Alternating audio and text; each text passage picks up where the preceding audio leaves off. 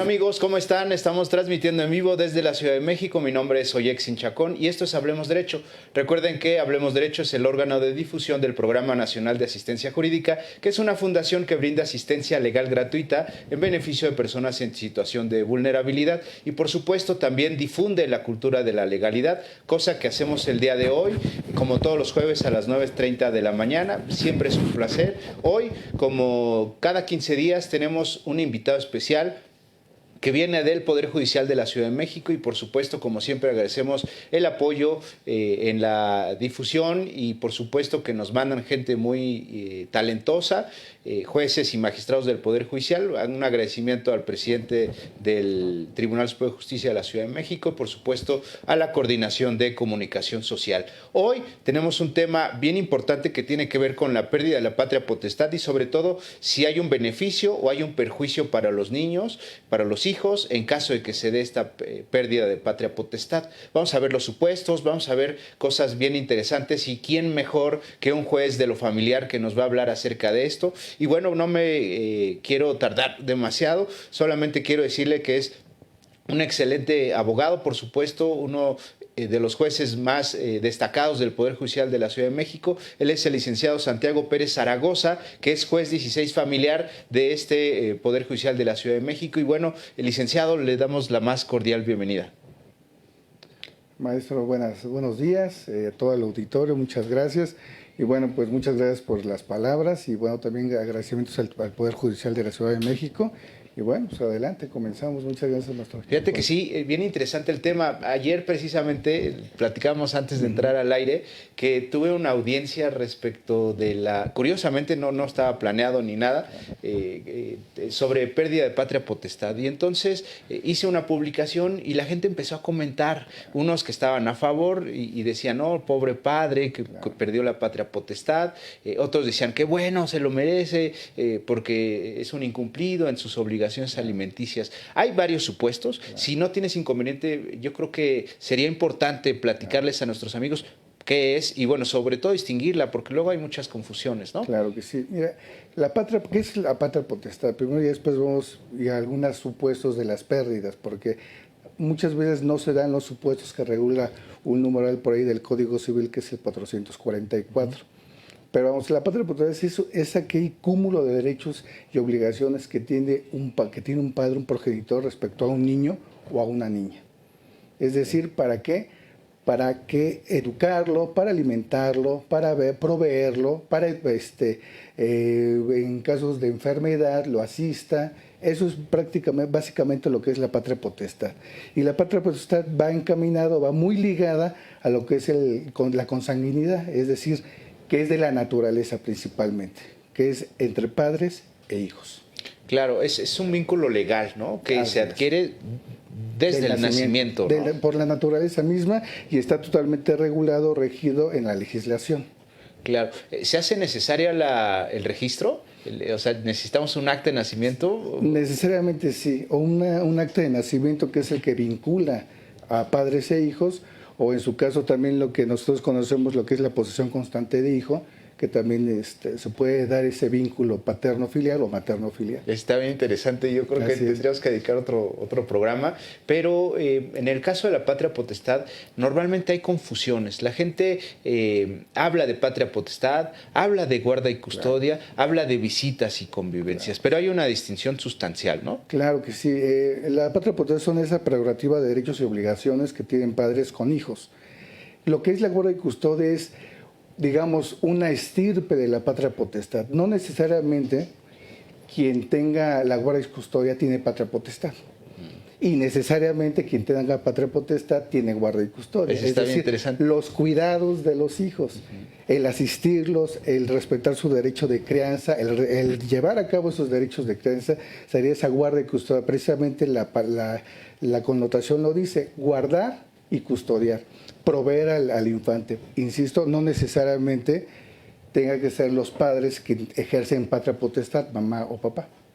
Claro, porque incluso hay casos en donde fallecen los dos padres y bueno, la patria potestad podría transmitirse a los abuelos, ¿no? Claro Que que serían sí. los que tendrían que hacerlo. Y bueno, bien interesante el hecho de que no todos los que tienen la guarda y custodia tienen la patria Así potestad, es. porque pueden estar los papás por un lado, pero quien ejerce la guarda y custodia es otra persona, a lo Puede mejor los ser. abuelos o alguien. Sí, pueden ser los tíos, los colaterales. En este caso, la patria potestad, siempre hay orden de exclusión.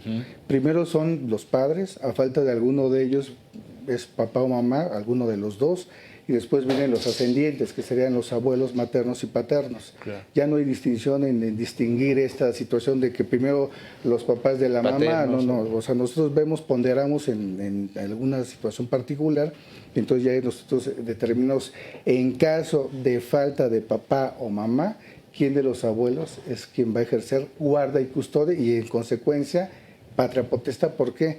Porque posiblemente los papás hayan muerto. Claro, claro. Antes sí había distinción, ¿no? Antes el Sí. código sí decía los paternos, ¿no? Los paternos, Ajá. así es, pero ya ahorita con esto Qué de bueno. los derechos humanos, Ajá. que qué bueno que hay un principio de progresividad en nuestro artículo 1 de la Constitución y en relación con el cuarto, y más aún con esto de ese principio tan hermoso que es el interés superior Sí. del infante. Entonces nosotros tenemos que ponderar eso y aplicar siempre lo que es también convencionalidad y también pro persona, en favor siempre de los infantes. Sí, fíjate que ese es yo creo que necesitamos hablar del principio,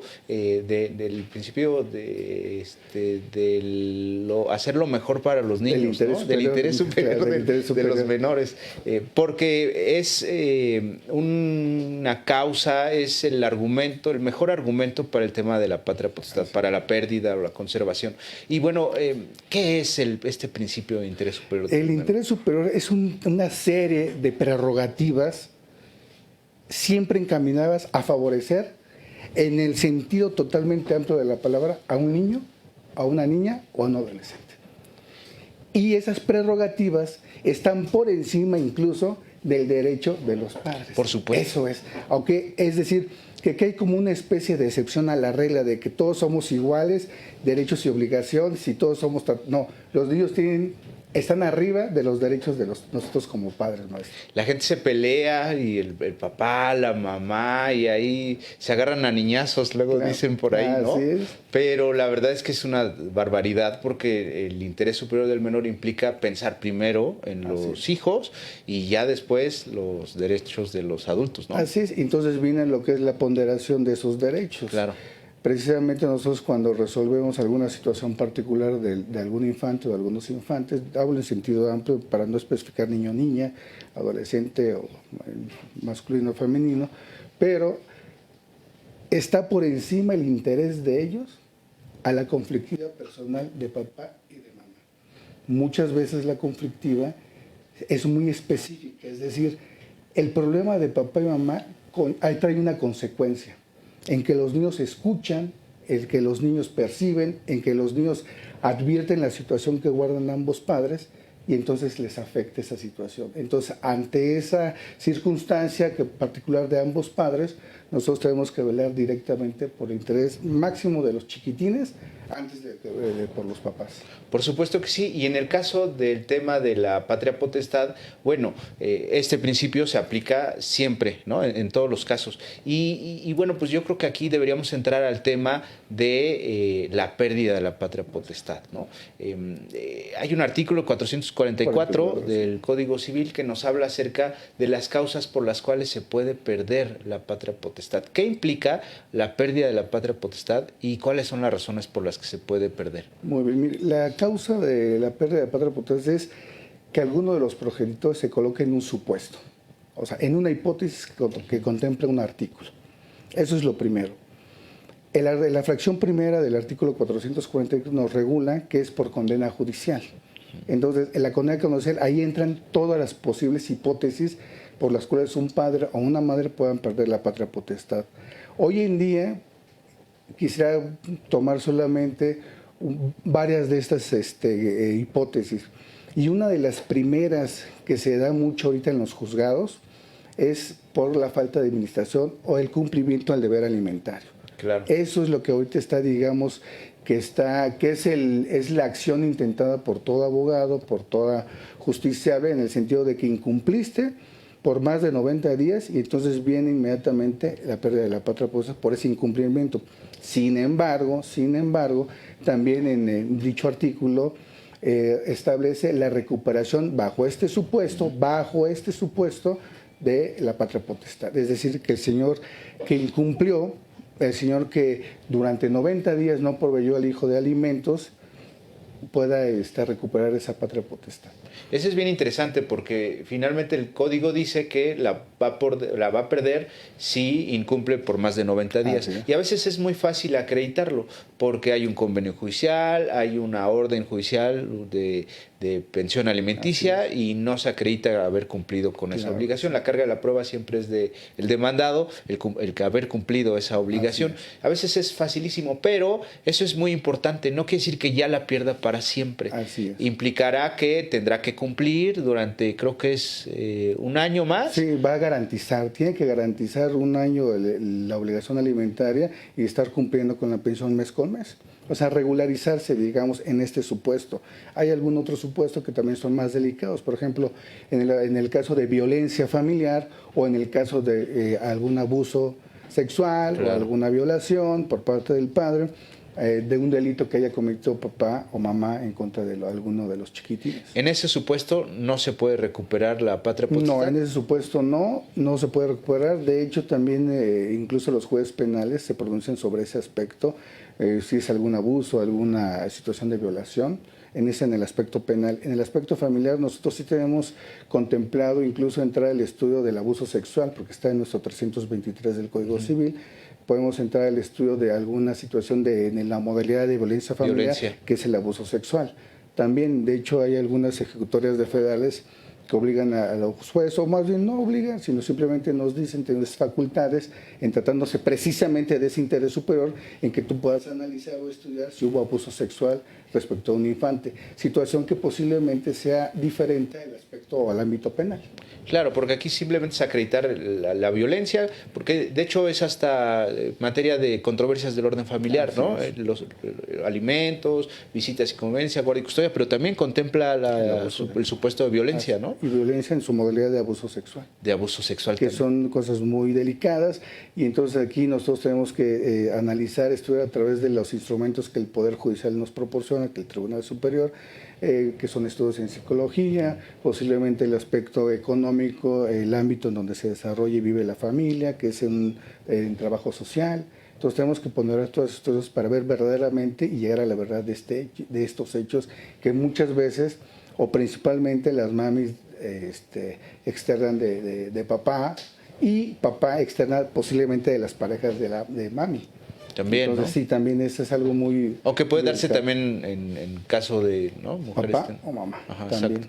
Fíjate que es bien interesante porque pues a veces no se dice mucho. Y aquí la pregunta es, ¿necesitan petición de parte ustedes como jueces o si ven el desarrollo de una audiencia, la plática con el menor advierten algo así, ustedes oficiosamente pueden ordenar los estudios, dar vista al MP, cosas así? Sí, sí, claro, atendiendo precisamente ese interés superior del infante, nosotros al advertir en las pláticas, en la escucha de los infantes, que muchas veces, aquí abro un paréntesis, los justiciables, los papás quieren las pláticas para acreditar hechos, para acreditar sus hechos. Oye, es que me hizo esto y lo vio mi hijo, y entonces te lo ofrezco como testimonial o hasta como prueba. Entonces, no, eso no puede ser, no tiene que ser. Nosotros, al momento de que analizamos, al momento de que ponderamos ambas partes, nosotros decidimos si es necesario la plática. Si nos las pide alguno desde la demanda inicial o en la contestación, nosotros necesariamente lo tenemos que mandar a una plática de infante.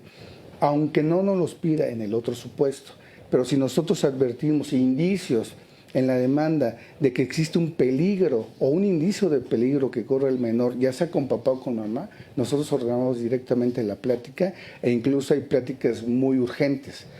¿Para qué? Para determinar en dónde va a estar el chiquitín. Si bajo los cuidados, porque también tenemos facultades para dar cuidados, o en su caso, decretar directamente la guardia y custodia provisional. Eso está bien interesante porque pues de ahí se puede ver, los niños dicen la verdad casi siempre, Sí, entonces además hay una obligación constitucional de velar por ellos y por supuesto de escucharlos. ¿Qué otro supuesto hay de pérdida de patria potestad? La exposición o el abandono de los hijos. Eso es necesariamente también una de las causales que está dentro de nuestro 444, como de las más sonadas. Entonces vienen a veces las mamis o los papis y, oye, es que lo abandonó. Hay diferencia en el expósito y entre el abandono. El abandono es consciente en el sentido de que voy y lo dejo a un lugar determinado y yo me desentiendo. Y el expósito es simplemente abandonado y no saber de quién quiere cuáles son sus antecedentes de ese infante. Son como los niños de la calle, ¿no? Que Así muchas es. veces no saben de dónde vienen o cosas así, los abandonaron. Prácticamente así es, esa es la diferencia. Y también aquí muchas veces pues, hay una confusión en el sentido de que el abandono no necesariamente se da esa causal o esa hipótesis por el hecho de que a veces mami por necesidad o papi por necesidad tengan que llevar a los niños con los abuelos, claro, con los tíos. O sea, ya la Corte ya se pronunció en jurisprudencia definida que no necesariamente el que la mami o papi lleven a los niños con abuelos a encargarlos, necesariamente tenga que ser ni por un día un abandono. No, de ninguna manera, porque además los deja con alguien, ¿no? Y digo, ya si los deja en su casa solos y son menores de edad. No, eso necesariamente. De hecho, ahí también nosotros tenemos algunas dependencias de gobierno, tanto local como federal, que podemos, a través del ejercicio de la acción del Ministerio Público, de las facultades, el DIF nacional o el DIF local, bueno, si alguien pone en conocimiento de que existe alguna situación de niños que están siendo dejados por mami o papi, encerrados, y la situación en donde están viviendo no es la apropiada para ellos, bueno, entonces ahí se hace un trámite especial, un administrativo, y ya después se pone en conocimiento de nosotros. Y eso cualquier persona lo puede hacer, ¿no? Sí, sí, la denuncia la puede hacer cualquier persona al ver algún maltrato. Si ahorita también incluso ya hay denuncias por maltrato animal, ahora imagínense en materia de chiquitines, ¿no? Ahí claro, es muchísimo más importante esa situación. Por supuesto que sí. ¿Qué otro supuesto hay para la pérdida de la patria potestad? Pues yo lo llevo en la manipulación, que es un tipo de violencia, que ahorita es lo que se da mucho, más que los otros supuestos de algún delito que a veces es muy complicado acreditarlo claro, durante el proceso, tanto en la carpeta o en el proceso penal como en el proceso familiar, también está esta situación. Muy bien. Ahí, ¿cómo se podría acreditar ese tema? ¿De la pérdida de la patria potestad? Sí, para que se pueda operar la pérdida de patria potestad por este motivo que señala. El primero es el supuesto. Primero ver la conducta. ¿Qué conducta es? ¿Es un abuso? ¿Es un abandono? ¿Es una falta de administración de alimentos? Y ahí hay requisitos de posibilidad para cada uno. Entonces nosotros lo que tenemos que hacer es, a través de las pruebas que ofrecen los justiciables, nosotros ponderamos ese material probatorio y entonces en consecuencia ya en una sentencia tendremos que determinar si es procedente o no, ver la magnitud de la gravedad también y decretar en consecuencia. Una de las situaciones también es el abandono injustificado, la falta de otorgar servicios de salud, por ejemplo, a los niños, y todo eso normalmente está dentro de un supuesto también del Código Civil que contempla el deber alimentario. Entonces nosotros, como consecuencia de la falta de alimentos previamente que ya establecidos, nosotros ya ponderamos y entonces condenamos si es procedente o no la pérdida de la potestad. El tema de la alienación parental implicará también una pérdida de patria potestad. Sí, maestro, fíjese que ya la legislación de la Ciudad de México ya no contempla propiamente la alienación parental. Un retroceso, a mi punto de vista, por parte del legislador, ¿no? Nosotros actuamos con base a los códigos, claro, yo sé. Y ya estaba anteriormente, se volvió a regular. Creo que la Organización Mundial de Salud como que no estuvo muy de acuerdo en que fuera un síndrome o se catalogara como un síndrome. Sin embargo, lo cierto es que sí existen consecuencias, posiblemente no propiamente derivadas de una alienación parental, pero sí posiblemente de una manipulación de alguno de los progenitores con los chiquitines. Y en consecuencia también ahora se le denomina en el aspecto psicológico interferencia parental, Claro. que es la manipulación que puede hacer, puede ser también en grados, de acuerdo a los estudios que en psicología se practican a los chiquitines, de manipulación de alguno de los progenitores a fin de poner al niño en contra de alguno de estos. Que es bien común, ¿no? Es lo de que digo, de que se agarran a niñazos. Pues sí, le dicen, tu papá es malo, tu mamá es tal, hace tal cosa, no te quiere, no te busca. Es lo peor que pueden hacer, ¿no? Así es. Bien, ¿qué implicaciones tiene esta pérdida de patria potestad? Que es el tema de hoy en realidad. Antes de que me contestes, déjame agradecerle a Ashley Sánchez, dice buen día. A Miguel Ángel dice excelente tema, felicidades. Alejandro Meraz dice excelente programa, tema de gran importancia, explicaciones claras y precisas. Saludos, les mandamos un saludo. Y bueno, por supuesto pueden preguntar, aprovechen que tenemos al experto y bueno, pues esta es su oportunidad. Pueden también felicitarlo con mucho gusto y mandar saludos.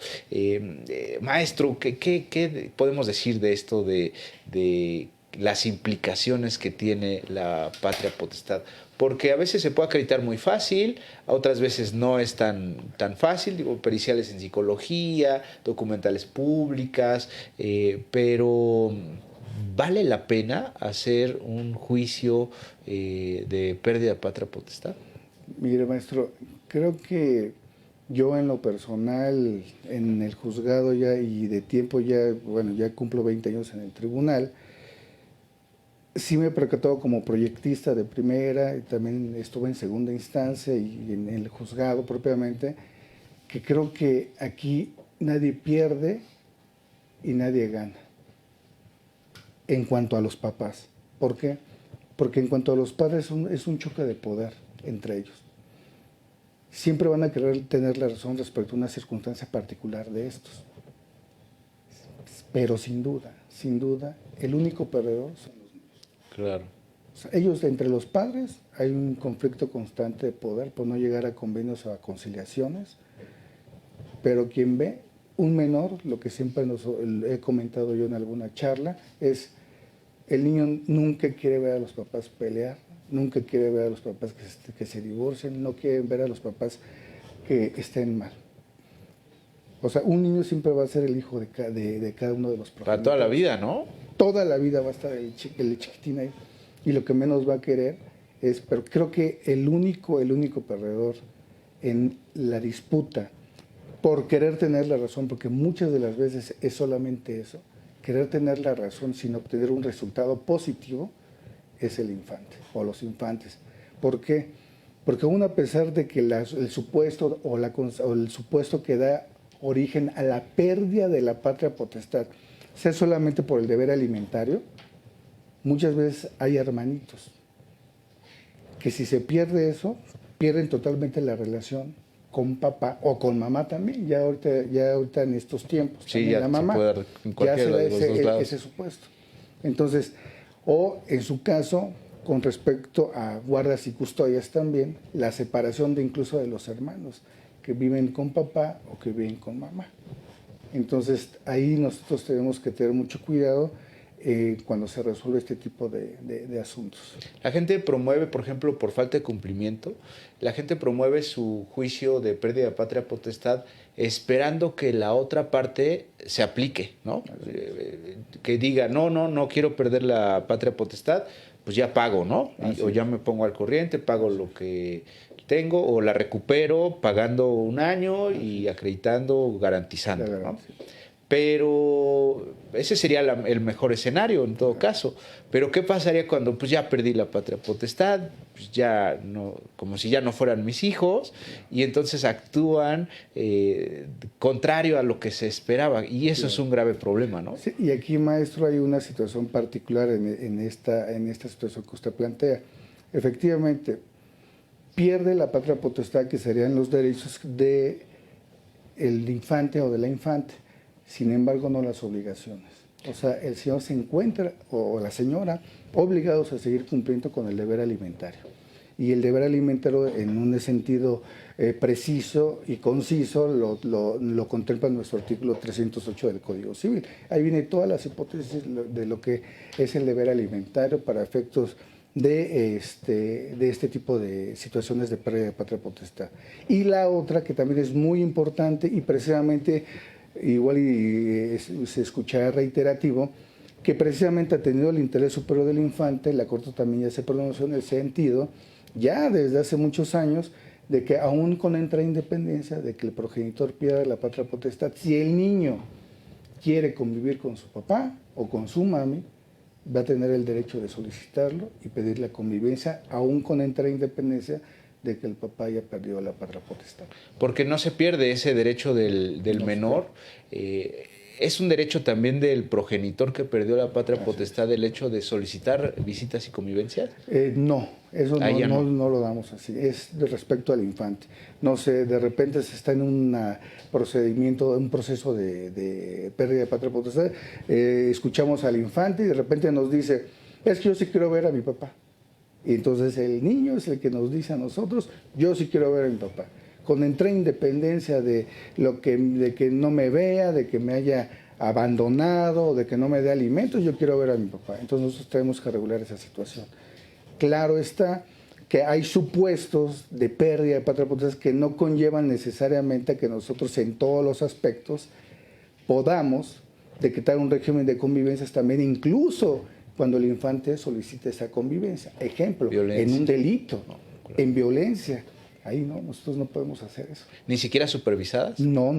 ¿Por qué? Porque hay una situación muy de gravedad del niño, en el sentido de que o lo pide papá, o muchas veces los niños, con tal de solidarizarse con alguno de los progenitores, pues dice, sí quiero verlo, es que pues sí lo quiero, pero como que no te lo puedo decir expresamente. O sea, ¿sí me explico? O sea, nosotros sí tenemos que poner a esa situación. Si el chiquitín, aún a pesar de la situación que conlleva la pérdida de la patria potestad de papá, quiere convivencias, pero la hipótesis está basada o está en el supuesto de la conducta de violencia familiar en contra del niño o de la niña, nosotros sí ponderamos esa situación. Y aunque tengamos nosotros al centro de convivencias, tenemos ahí psicólogos y trabajadores sociales que nos pueden apoyar en ese sentido. Nosotros sí, como que sí lo pensamos dos veces esa situación, y aparte también la inconformidad de la progenitora o del progenitor, claro, que no está en ese supuesto, ¿verdad? Porque el que lo quiera no quiere decir que le convenga, ¿no? Porque a lo mejor le genera un impacto psicológico fuerte y claro, por supuesto que no es conveniente a veces. Sí, y por ejemplo, a mí me tocó en un juzgado, no digo el juzgado, de que tuvo una plática con 5 chiquitines. Pues sí, de edades casi de un año de diferencia, y entonces a mí me comentan que su papá pues los colgaba, que los sacaba cuando estaba lloviendo, que los latigaba, que los golpeaba, pero sin embargo los chiquitines, 2 de ellos sí querían convivir con el papá, una chiquita y uno más grandecito. Entonces ahí es donde uno tiene que poner esa situación. Qué difícil, ¿no? Ese día, pero es algo, es doloroso para nosotros, incluso así, a pesar del tiempo y que muchas veces se dictan sentencias, no sé, 100, 200 mensuales, o sea, te toca, o sea, y te llega, pero claro, en el alma. No, cómo no. Porque dices, bueno, ¿cómo estos chiquitines enfrentaban una situación de violencia real del papá? Y la mamá aguantó esa situación. Entonces, no en ese supuesto yo sí no creí conveniente el decretar un régimen de convivencia hasta en tanto el señor se sometiera a estudios en psicología y a terapias. Y una vez hecho lo anterior, volver a platicar con los infantes para efectos de que se estaban todavía en el mismo supuesto de estos 2 chiquitines de querer convivir con el papá. Claro que sí, tenemos varias preguntas. Déjame ver dónde nos quedamos. Dice Nao García, muy bien, temas de actualización perfectamente explicados, enhorabuena. Isela Zárate dice buenos días. Hugo Ramírez, excelente tema, felicidades. Omar Marure, ¿cuáles son los requisitos para obtener una pérdida de la patria potestad por violencia económica y en qué supuestos podría recuperarse? Un poco lo comentamos, ¿no? ¿Quieres comentar algo más? Sí, claro, el supuesto es primero que esté decretada ya sea por convenio, provisional o definitiva. Y también aquí vienen también los convenios de algún centro que no sea propiamente público, posiblemente los convenios que hay en el DIF, que hacen a veces, o en las delegaciones incluso, en las alcaldías, perdón, también, o sea, necesitamos un documento base o una presunción en el sentido de que sí exista esa situación de que ya se haya regulado la pensión alimenticia, para este efecto. Claro, puede ser por convenio, puede ser por una orden judicial o en estos casos, ¿no? Así, normalmente siempre lo que nosotros pedimos es que sí exista, porque viene también en la situación del pago retroactivo de los alimentos. Ya la Corte ya se pronunció en el sentido de que sí hay pago de alimentos a partir de que incluso del embarazo, del nacimiento de algún infante, pero también lleva sus requisitos. Y uno de los requisitos fundamentales en este supuesto es que el papá no sepa que está embarazada, que no se le haya notificado por alguna vía ese aspecto, y él haya incurrido en una negativa de reconocer al infante. Ok, lo cual no está tan fácil. Es tan subjetivo que sí lo vemos también. Muy bien, dice César Rodríguez Morales, buenos días, muy buen tema. Elizabeth Sánchez, hablando con el mejor. Santiago, un abrazo. Mari Sánchez, también gracias. Hay convenios en mediación familiar, muy atinado. Y bueno, pues sigan comentando.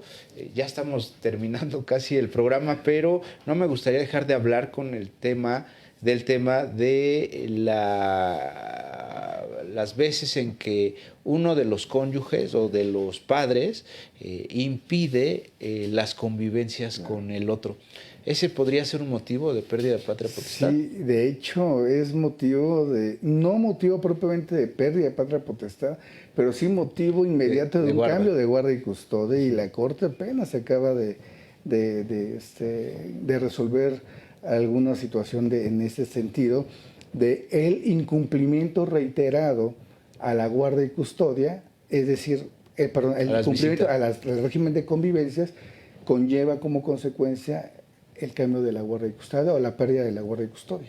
Y ahí la pregunta obligada es, ¿a qué se refiere con reiterado? O sea, ¿cuántas veces? 5, 10, 2, 3, o por meses, o por años. En la jerga judicial, en la práctica judicial, nosotros, o en mi caso, normalmente el incumplimiento yo siempre lo documento. ¿Qué pasa cuando el papá va, o la mamá, porque también se da este caso, y se niega a entregar al niño, a llevar al niño al centro, a llevarlo al parque para la entrega-recepción, etcétera? ¿Qué es lo que pasa ahí? Pues obvio que cada quien va a tener su verdad, su razón. Oye, fui y no fuiste. Oye, que sí fui y estuve. Entonces muchas veces te presentan videos, te presentan que fui con el primo, la prima, la tía, y ya ves que no llegó. Lo que yo hago para documentar esta situación es mandar a los fedatarios, a mis fedatarios del juzgado, claro, y que levanten el acta circunstanciada 1, 2, 3 o 4 veces, y ya tercera, cuarta vez yo ya tengo elementos para que en su momento yo dicte una resolución en el sentido de o dejar a salvo el derecho para que inicien una vía de cambio de guarda y custodia, o en su caso decretar en el mismo sumario o en el mismo expediente el cambio de la guarda y custodia. Casi es la pregunta que todo el mundo me está pidiendo que haga, es ¿cómo se hace? Se tiene que abrir un incidente con todo lo que implica que tiene que contestar el incidente de la otra parte, se celebra una audiencia incidental, por supuesto ofrecer las pruebas en el escrito inicial y en la contestación, o con un escrito simple al advertirse ese incumplimiento comprobado fehacientemente, sea fedatario, porque la entrega es en el centro de convivencias, con un escrito simple se puede solicitar también. Lo que pasa es que sí, a nosotros nos ha dicho la Corte, ¿sabes qué? es reiterado, o sea, no a la primera, tienes que ponderar la situación que conlleva un cambio de guardia y custodia, porque también no necesariamente el hecho de que la persona se coloque en el supuesto de incumplimiento a un régimen de convivencias vaya a ser benéfico para el infante. ¿Qué pasa si su papá es violento, es abusador, es incumplido, lo maltrata cuando convive con él? Entonces, la circunstancia de la mamá, que normalmente es el supuesto, es que lo maltrata, lo trata mal, es que lo lleva con la nueva pareja, es que pasa esto. Entonces, por eso no es que yo impida, sino que mi chiquitín no quiere salir con el papá. Entonces, nosotros levantamos esas actas, pero sí asentamos las manifestaciones de ambos progenitores en la diligencia. Entonces, tenemos que poner esta situación y no necesariamente vaya a tener que ser muy benéfico el cambio directo de la guardia y custodia, ¿no? Nosotros dejamos a salvo los derechos para que a través del incidente y de las actas circunstanciales, que también pueden ser notariales, claro, tiene que ser un fedatario, nosotros ponderamos, a ver, ok, tú negaste la convivencia en 5 o 6 ocasiones, pero entonces ya te acreditan el por qué. ¿Cuál es la situación del por qué no dieron cumplimiento con esas convivencias? Y entonces también vienen los estudios, y de repente nos damos cuenta, no en muchas ocasiones, la verdad es hay que ser honestos, en el sentido de que el niño sí es manipulado, maltratado cuando están en las convivencias con alguno de los progenitores, que no tengan esa guardia y custodia provisional o definitiva. Sí lo hemos advertido. Sí lo advertimos y por eso, atendiendo un principio de igualdad, de un debido proceso, mejor les dejamos a salvo el derecho para que a través del incidente nosotros ponderemos esos derechos, ¿no? Entre el incumplimiento ya debidamente que ya está acreditado, pero por cuál es la situación que hay subjetiva en ese incumplimiento y la razón del papá o de la mamá en el sentido de que querer tener esa guardia y custodia. Ok, está bien interesante. Dice Jorge Cam, interesante tema, saludos desde Hermosillo, Sonora.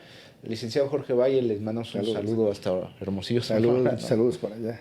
Muy bien, ya estamos terminando el programa. ¿Algo más que quiera decirnos, señoría? Yo creo que en un aspecto muy honesto de mi parte es que casi en la mayoría de los procesos familiares, papis dejen de tener la razón. Eso es, dejen de tener la razón y actúen con base y en beneficio del interés superior de sus hijos. Eso es lo primordial. A veces nosotros vemos asuntos familiares en donde los tengo a los papás, le digo, no hay nada. O sea, ¿qué le dijo? No, es que nunca me dicen nada, ni una groserita, no, nada. ¿Y entonces qué están haciendo aquí? ¿Por qué pelean? Y es muchas veces, o desgraciadamente, por los dineros, ¿no? De que uno dice que sí tiene y el otro dice que no tiene. Entonces nosotros también, esa situación también la pondremos a través de los estudios en trabajo social. Claro. También. Y a veces los abogados, ¿no? Que le calientan la cabeza a los clientes con tal de cobrar dinero y bueno, hace muy complicado llegar a un acuerdo, ¿no? Muchas veces hay muchos profesionistas que son eso, ¿no? Que sí tienen totalmente esa dedicación, sus buenos oficios, la experiencia de querer acabar un asunto lo más pronto posible a través de un acuerdo de voluntades, y sí lo hacen. Hay algunos que verdaderamente pues no quieren esa situación, pero miren, nosotros estamos aquí para escucharlos a todos y para resolver alguna particular que nos pidan en algún expediente. Claro que sí. Pues, licenciado Santiago Pérez Zaragoza, juez 16 familiar del Poder Judicial de la Ciudad de México, yo le quiero agradecer infinitamente su presencia el día de hoy. Maestro Chacón, pues yo tengo que agradecer a usted por la invitación, al señor presidente del Tribunal Superior, don Rafael Guerra Álvarez, y bueno, pues cuando ustedes vuelvan a invitar a cualquier otro juzgador, pues qué gusto, es un gusto. No, hombre, el gusto es de nosotros y la verdad es que un honor que siempre venga gente bien importante y sobre todo conocedora del tema. ¿Quién mejor para explicar los temas que quien resuelve las controversias, ¿no? Y bueno, por eso la gente aprovecha para hacer sus preguntas. No me queda más que despedir el programa, agradecer por supuesto la presencia del licenciado Santiago y agradecer el apoyo del Poder Judicial de la Ciudad de México, la Coordinación de Comunicación Social, evidentemente al presidente del tribunal, el magistrado Rafael, Guerra, y pues a todos y cada uno de ustedes que nos ven todos los jueves a las 9:30 de la mañana por esta plataforma de Hablemos Derecho. Y bueno, pues no me queda más que despedirme y desearles como siempre que tengan un excelente día.